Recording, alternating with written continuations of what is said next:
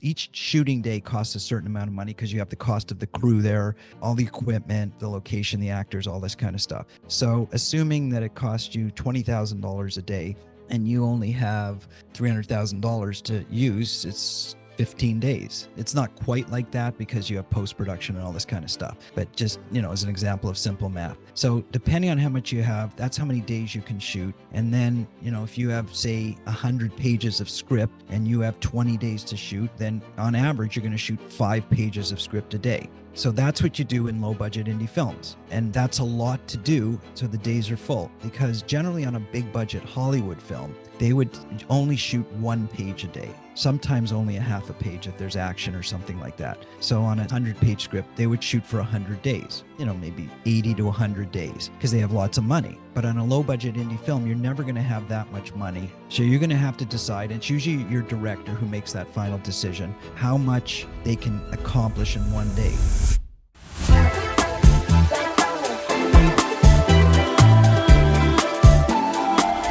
Hey everybody, welcome back to We're Making a Film. This is episode 2, and we are going to be talking today about scheduling and budgeting. So scheduling is it starts with what we call script breakdown. So you take your script and you break it down into the elements. Now, the major element is obviously the scenes. So each scene, within a scene, you've got characters, you've got a location, you've got props, you've got certain what we call art directions, what the scene would look like, and you got day or night. And so there's lots of stuff that goes into a scene in order to plan how to shoot the scene. And then, of course, within a feature film, there's usually somewhere between 75 to 90 scenes, depending on how long the script is. There could be more or less, but that's the average.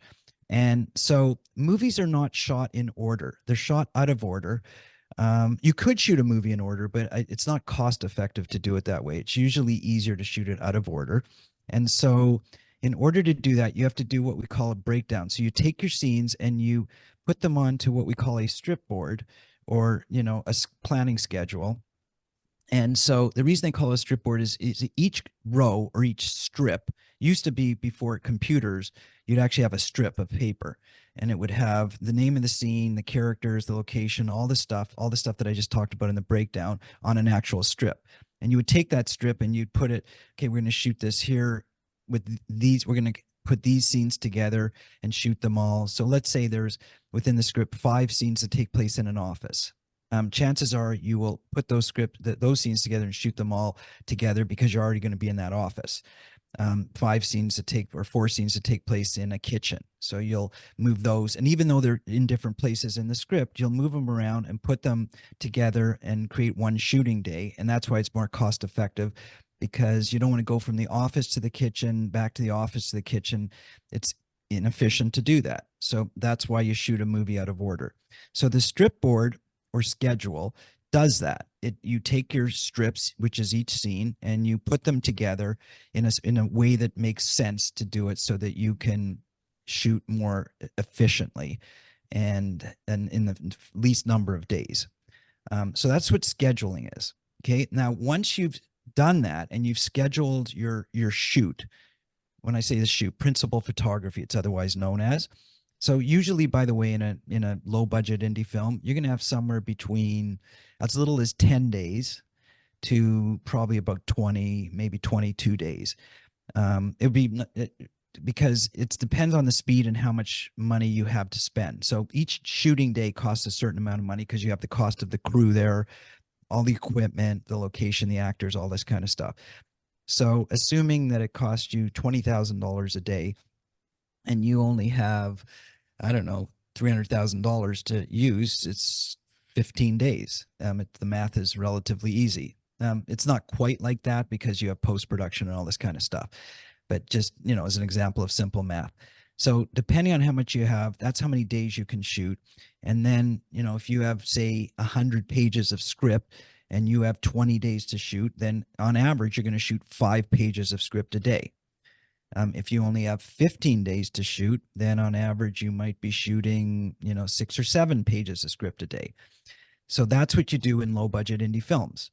And that's a lot to do. So the days are full, because generally on a big budget Hollywood film, they would only shoot 1 page a day, sometimes only a half a page if there's action or something like that. So on a 90-page script or a 100-page script, they would shoot for 100 days, maybe 80 to 100 days because they have lots of money. But on a low budget indie film, you're never going to have that much money to shoot for, 1 page a day. So you're going to have to decide, and it's usually your director who makes that final decision, how much they can accomplish in one day. Now, there's certain things that go quicker. Like generally dialogue scenes usually go quicker if there's, not a lot of people. Like if it's a conversation between two people sitting at a kitchen table, you can shoot those scenes relatively quickly. If there are action scenes or things that involve a lot of movement or bigger setups or that type of thing, then it takes a little longer to shoot those. So the director and the first AD will, or not the director, the first AD and the line producer or whatever will go through and schedule the shoot in such a way that it makes sense, so that the director will say, hey, I can do, for these action scenes, maybe I can do 2 pages this day, but for these dialogue scenes, I can maybe get 6 or 7 pages in. And that's how you figure out how you're going to schedule. And then you put them together primarily based on location, but it can also be based on availability of actors, availability of equipment, availability of locations. So there's a lot of factors that go into properly scheduling a shoot, and it's an art to schedule properly. Anyways, once you've scheduled your shoot and you figure out, okay, now I'm going to shoot in, say, 17 days. Now I know where I'm shooting, what I need in each scene. So you've got the breakdown. So you know each scene, what is required, your equipment, your locations, your actors, your crew is generally the same. And sometimes you have more crew because it's a bigger shoot day or whatever. Then you can do a budget. And basically, you're going to do the budget based on each shooting day, what's involved, and you're going to schedule. So now you know that, let's say you have to hire your crew for 17 days because you're going to shoot for 17 days. You know that you need meals for 17 days. You know you need equipment for 17 days. So a lot of this stuff is based on the number of days you're going to shoot. All right. Then within each of those days, there's going to be elements that you need, like certain scenes require certain locations and setups and art direction and props and, different from other scenes. So within that, that's when you start to get a little bit more specific and start budgeting that. So you build your budget around, and you also know which actors are required for which scenes. So you know how many days they're each required and what days. And that's a separate schedule that you do called a day out of days, DOOD, dude, they call it sometimes. And basically that's a schedule of when the actors need to show up and be available. And so you have to make sure that everybody is available when you give them the day out of day schedule so that it fits into your entire shooting schedule. So that's another sort of ball to juggle while you're doing this. And then, obviously you've got to factor in the cost of the actors, how many you need that day, what levels, how much you're going to pay them. And of course, there's extras, there's background people who you have to factor in because you might have a big scene, like a stadium scene where you need 500 extras. So all that has to get factored in. Anyways, there's a lot of moving parts to scheduling and budgeting. But once you do it all, then you can more or less add it up. You can figure out what the cost is, and you can be somewhat accurate if you know how to do this and you're good at it. You can get it down to pretty close to what you're going to spend. Then you add in all your administrative stuff, like your legal fees, your accounting, all the stuff that, doesn't go on screen. Then you add in your post-production, because that doesn't happen during shooting. It happens after. And you maybe add in a contingency in case you need extra money. And that's how you finalize your budget.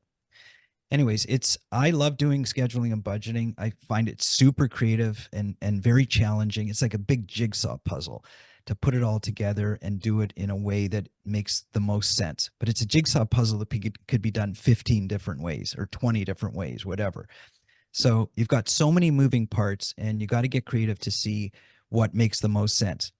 Now you do that to start with. And then once you start actually executing, like for instance, hiring actors, securing locations, securing equipment, it changes because, you've scheduled, say, an actor to be available on a certain shooting day and they're not. So now you've got to decide, do you want to change the actor or do you want to change the schedule to accommodate the actor? You maybe have a location that you were hoping to get on a certain shooting day and it's not available. So now what do you do? Do you change the location or do you change the schedule? Chances are a lot of times you change the schedule if you're able to.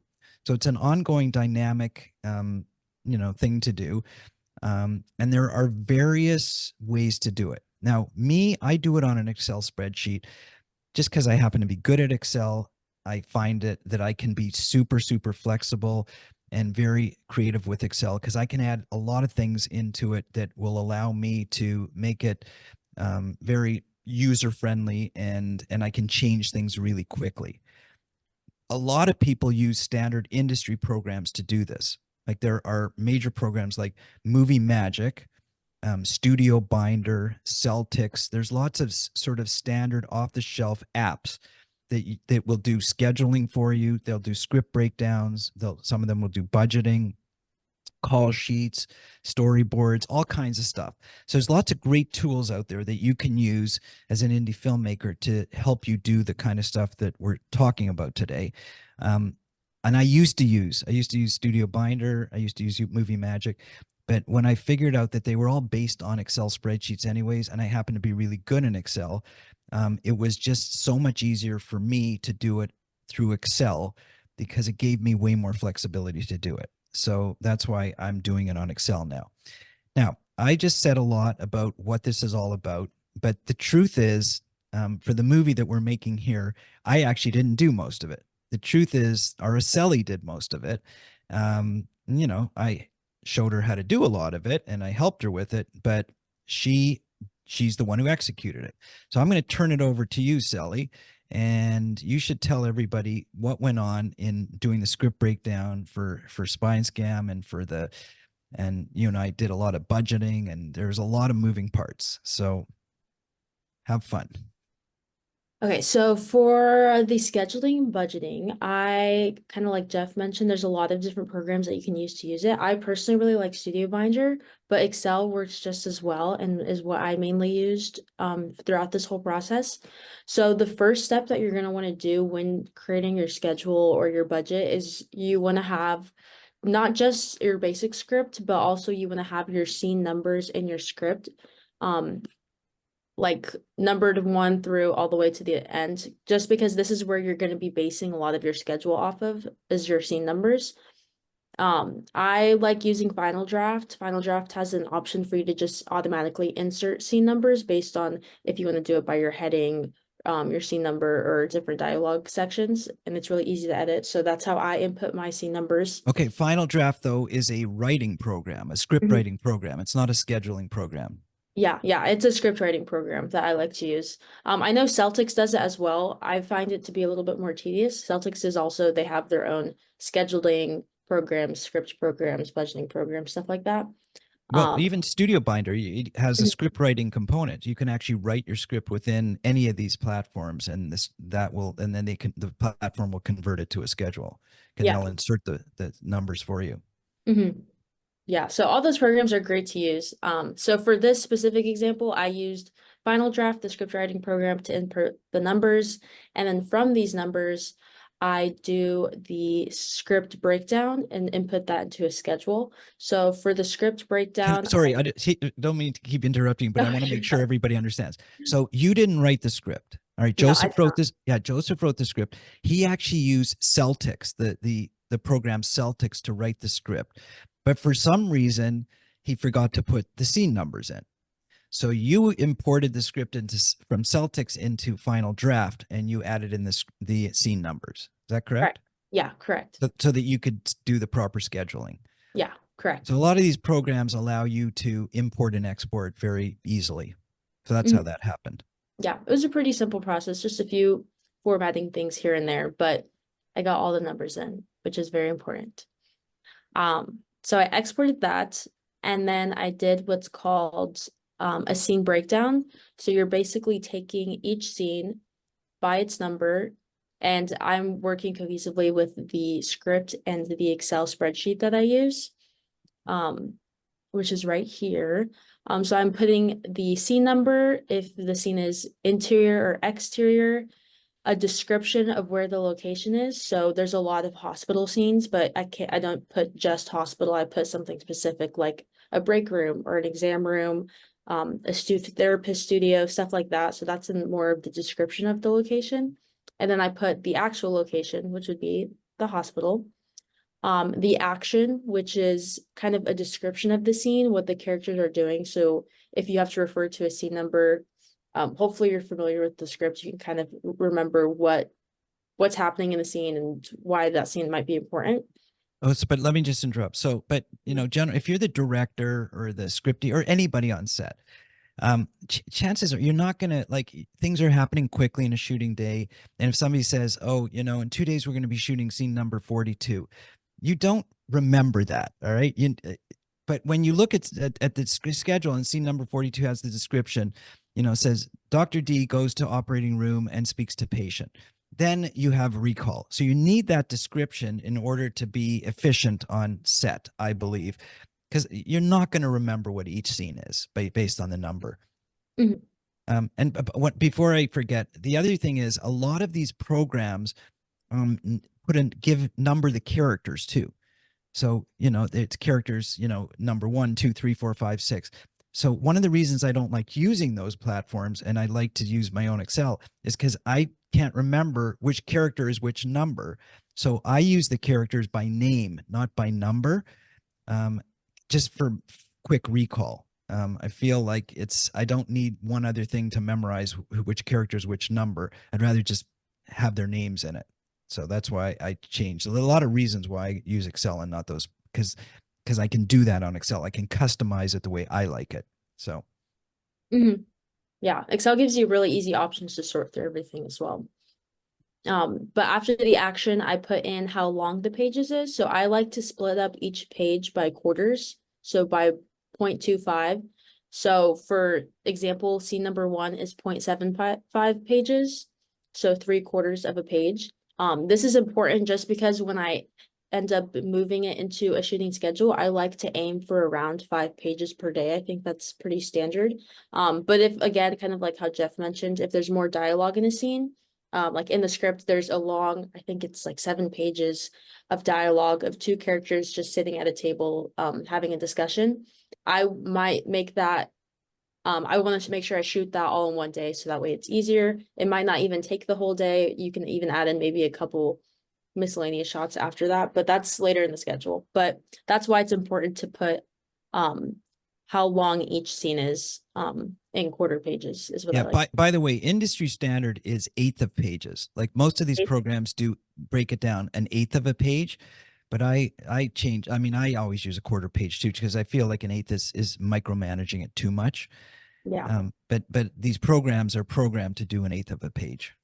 Mhm. Yeah, I just think it's easier. I pretty much just eyeball it. I don't have, a ruler next to the script and I'm Right. counting the numbers. Or So the it's number easier of to just, lines or whatever. Yeah. yeah, so it's It's an easy. average. Yeah, it's easier to just do the quarter pages. For me, that's my personal preference. And then the next column in the kind of like the script breakdown is the number of pages of day. I leave that blank. The day you're shooting is also blank. The shooting day and the day number, those come more into play when you're actually organizing the scenes into a schedule.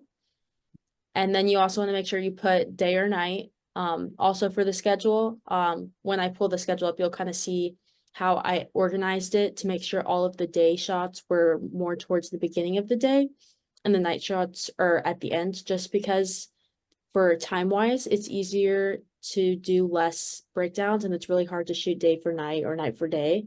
And that's basically when you're trying to black out all the windows in a apartment or a house to make it look dark, and that takes a lot of time. So I try and organize it to mimic the natural daylight. And then I also, you don't have to do this. I like to put down any important denoted props in each scene just to make sure those are in there. Any miscellaneous things, notes, and then after that is when I input all of the characters in each scene. So each character has its own column, so that way you can kind of scroll down and see where each person is for each scene. So there's going to be some indie filmmakers here who say, well, Studio Binder or Movie Magic or whatever do it. They have different departments do these different things. So you don't have to do the props, you don't have to do certain things, the equipment and all this kind of stuff, because each department will do it. And I say that's correct. They will, except that on a low budget indie film, sometimes you don't have a lot of departments. Sometimes you are every department. So I like to have everything in one place. That's why I like this to be the master document where you can collaborate, let's say, with the art department or the props department or whatever. But if you don't have an art department or a props department, which you often don't on a low budget indie film, a lot of people are running around doing lots of different stuff. This is the master document. That's why I like using Excel and customizing it so that you can put all this stuff on it, as opposed to, say Studio Binder, where it says, okay, the art department will do their schedule, the props department will do theirs, the makeup and wardrobe, and it'll all come together. And I say that's really nice in a big budget film where you have those departments. But if you don't have those people, who's going to do it? And it's not going to come together. And all of a sudden you're going to be on set and you're going to say, hey, where's that prop? Because nobody knew about it because there was no prop department. So Mm-hmm. that's another difference. I mean, movie magic, in my estimation, is designed for big budget Hollywood films. It's a complicated program to use. It's super, super robust. It has tons of functionality, but way, way more functionality than you generally need to shoot a low budget indie film. So again, so some of the stuff you're talking about, Sally, you're taking for granted that you're doing it just because, it's convenient. I mean, the reason I do it is because there aren't other people in other departments to supplement it, which is what some of these programs assume is going to be the case.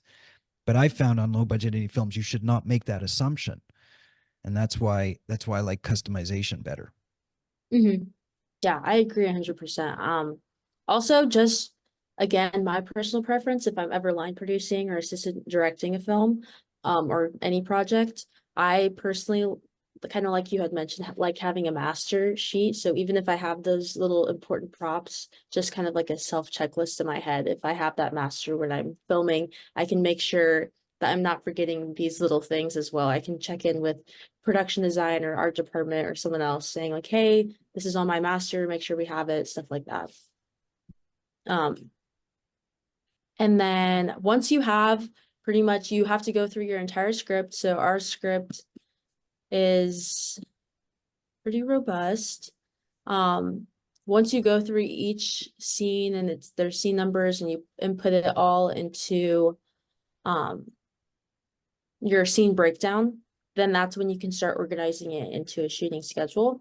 And it's super easy to do in Excel. So you can just go into your Excel sheet, you can go into format, or data, and you can sort your sheet. So what I did is I sorted my sheet by column E first, which is the initial location. And then secondary, I formatted it by column D, which is kind of those description settings I was mentioning earlier. So that way I can have all of the hospital scenes together. And then after the hospital, then you can have all the exam room scenes together, the surgery rooms, the therapists, studios, stuff like that. So it's all in shooting schedule. I want to add something. Mhm. If you're not good at Excel, then you're going to struggle with this because you need to know how to sort in Excel. You need to do how to multiple sorts and stuff like that. So, it's much easier to use Studio Binder, one of the others, apps, if you're not good at Excel. But I'm going to add something, and this is what I tell all my students. If you're not good at Excel, you're going to not be good at the film business. Excel is such an important tool for budgeting, for scheduling, for everything you do in business. So I'm going to say to you that if you really want to be a really good filmmaker, then you should learn how to use Excel. You don't have to be an expert on it, but you have to at least know how to do the basic stuff, which includes doing a data sort. And it's really not that hard to do. It's really, really easy. But I'm going to tell you that it's the number one most important business tool and organizational tool in life in general. Like I do everything in Excel. So if you can figure out how to use Excel, it'll elevate you as a filmmaker for sure. It'll make you way more powerful. It's the most powerful tool that you'll ever use in business, and it'll help you become way more successful. So So you can say, well, I don't want to learn Excel. I'll just use Studio Binder. And that's fine. You can do it. But if you do Excel, number one, you'll be better at Studio Binder because Studio Binder, all these programs are based on an Excel format. And when you start to do it, you'll see just how powerful it becomes a tool for you to use to customize your own schedule. So that's why I strongly recommend that, I know Sally said, oh, and then I sort this and I do this and I do that. And everybody's thinking, oh, well, I don't know how to do it. And I'm saying, just learn. I'm telling you, in a couple of hours, you could learn Excel off of a YouTube video and you'll thank me forever for pushing you to do it. I would jump in and highly recommend it as well. I'm a business major, and one of the first classes I ever had in college was a Excel course, and it was just a full 8-week class on learning Excel, and it pretty much solidified every single class after that. I used Excel for almost every single class throughout my 4-year degree. And even now, after I've graduated, I still use it for pretty much every project that I work on. Is just, I've got a side, I might have something that I do in a video editing software, but then I'll have an Excel template running where I can track things, where I can sort things, where I can keep running tabs on things. So it kind of is a management software that you can use to track things. You can also use it for data analysis. You can use it for so many things. So I would, like Jeff said, it will help with pretty much everything. Yeah, it's an organizational program. It's a way of thinking in columns and rows to organize your thoughts. And it doesn't have to necessarily be numbers. I mean, like you say, I use it for everything. I use it for scheduling. I use it for a lot of non-number things. Obviously, I use it for all my number things too. All financial statements, everything are done on that, all charts, everything. It's just a great way to organize everything you're doing. Thanks for watching this episode of We're Making a Movie. Make sure to subscribe to stay tuned for our next episode.